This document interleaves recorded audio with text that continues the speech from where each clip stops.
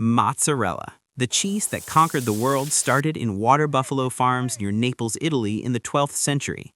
Monks discovered that if you heat fresh curds and stretch them while they're hot, you get this impossibly soft, milky white cheese that pulls apart in strings. Traditional mozzarella di bufala is made from water buffalo milk, which is richer and tangier than cow's milk. But here's the twist. Most mozzarella you eat today is fior di latte, made from regular cow's milk because it's cheaper and easier to produce at scale. The stretching technique is called pasta filata, and it's what gives mozzarella that signature pull when you bite into pizza. Fresh mozzarella is stored in brine or whey and has a shelf life of just days, not weeks. Americans fell in love with it when Italian immigrants opened pizzerias in New York and needed affordable cheese that melted perfectly. Now it's the default pizza cheese worldwide. In Italy, real buffalo mozzarella is a delicacy that costs 3 to 4 times more than cow's milk version, and locals can taste the difference instantly. Cheddar. Born in the English village of Cheddar in Somerset over 800 years ago. The name comes from the process called cheddaring, stacking and turning slabs of curd to drain whey and create that dense, crumbly texture. Traditional cheddar is aged in caves, where constant cool temperatures create perfect conditions. The famous Cheddar Gorge caves still age cheese today, just like medieval times. Here's what most people don't know. The orange color is completely fake. Real cheddar is pale yellow or white. In the 17th century, cheesemakers started adding annatto, a natural dye from achote seeds, to make it look richer and more appealing. Americans loved the orange version so much it became standard. Cheddar ranges from mild, aged 2 to 3 months, to extra sharp, aged over 2 years. The longer it ages, the more crystalline chunks form inside. Those are calcium lactate crystals, and cheese nerds consider them a good sign. Wisconsin produces more cheddar than anywhere else in the world now, and the British are still salty about it. Parmesan, the king of cheeses. But only if it's real Parmigiano Reggiano from specific regions of Italy: Parma, Reggio Emilia, Modena, Bologna, and Mantua. Everything else is just Parmesan-style imitation. The production process hasn't changed in 900 years. Cows must be fed local grass and hay, no silage allowed.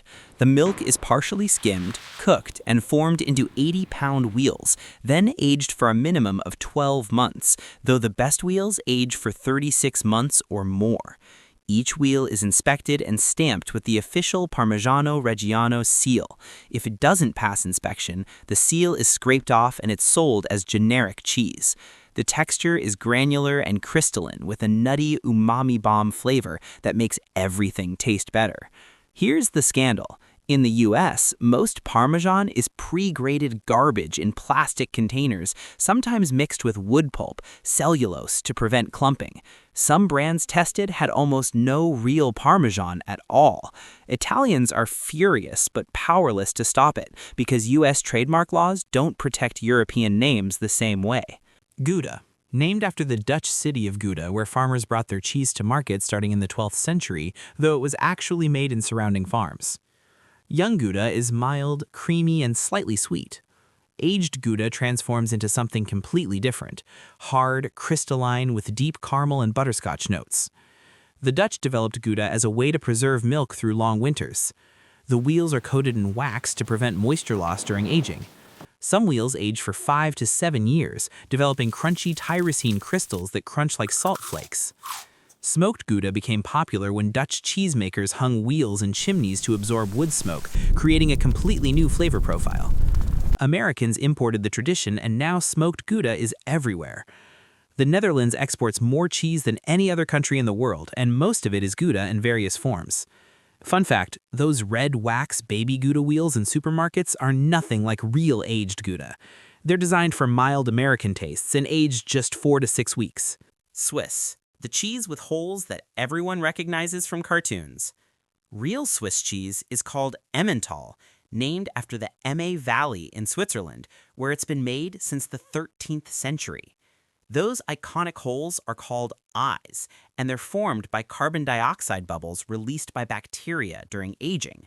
Cheesemakers can control hole size by adjusting temperature and aging time. Traditionally, bigger eyes meant better quality, but modern consumers prefer smaller, more uniform holes. Each wheel of Emmental weighs about 200 pounds and takes 12 gallons of milk to produce.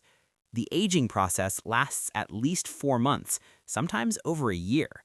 Real Swiss Emmental has a nutty, slightly sweet flavor that's much more complex than the bland Swiss cheese sold in American supermarkets. Here's the problem.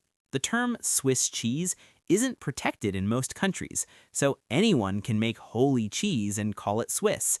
American Swiss is usually made from pasteurized milk and aged much shorter, resulting in a rubbery, flavorless product that bears little resemblance to the original.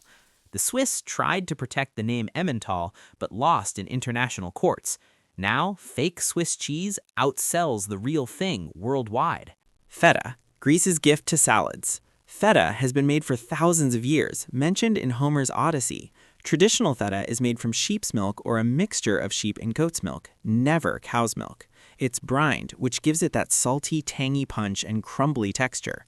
The EU granted Greece protected designation in 2002, meaning only cheese made in specific Greek regions using traditional methods can be called feta. Denmark fought this for years because they produced tons of feta from cow's milk. They lost. Now, Danish feta is called white cheese or salad cheese. Real Greek feta comes in blocks, stored in brine. When you open the container, it should smell tangy and slightly sour, not bland. The texture should be crumbly but creamy, not rubbery. Americans often get Danish or Bulgarian imitations that use cow's milk and have a completely different texture. Feta belongs in Greek salad, spanakopita, and eaten plain with olive oil and oregano. The crumbled feta you buy prepackaged in plastic containers is usually the worst quality, dried out and flavorless. Brie, the cheese of kings. Literally. French monarchy loved brie so much that at the Congress of Vienna in 1815, diplomats held a competition to crown the best cheese in Europe. Brie de Meaux won, and Talleyrand declared it the king of cheeses. It's been made in the Brie region east of Paris since the 8th century. The production involves adding specific mold cultures to cow's milk, then aging the wheels for 4 to 8 weeks. The white fuzzy rind is completely edible and adds an earthy, mushroomy flavor. As brie ages, it becomes runnier and more pungent. When perfectly ripe, cutting into a wheel releases a creamy, almost liquid center that oozes everywhere.